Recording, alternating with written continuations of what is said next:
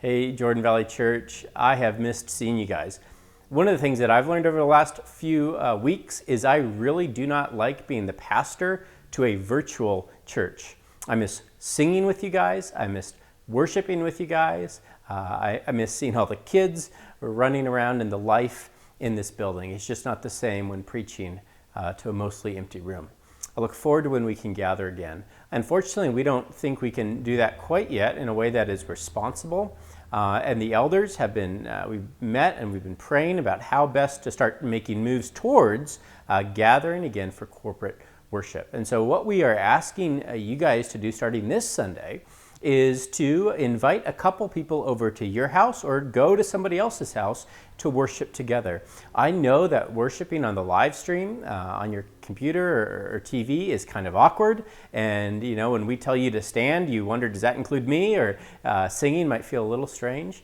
One of the things that we have learned though is if you invite a couple other folks into your house, it removes a little bit of that awkwardness and helps it feel like we really are gathered together to worship. And in fact, worshiping in homes has been something that Christians have done for almost 2,000 years. At times when Christians couldn't gather in church buildings because they didn't have them, or there was a threat to gather, or whatever reason. And so even if it does feel a little strange going over to someone else's house, know that you are participating in something that Christians have been doing for thousands of years.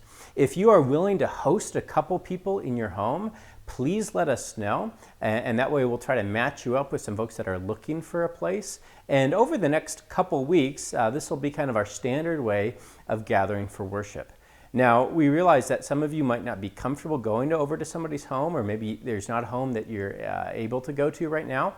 And we will continue to unlock our doors at 9:15 like we've been doing every week to allow you to come and gather to worship with us.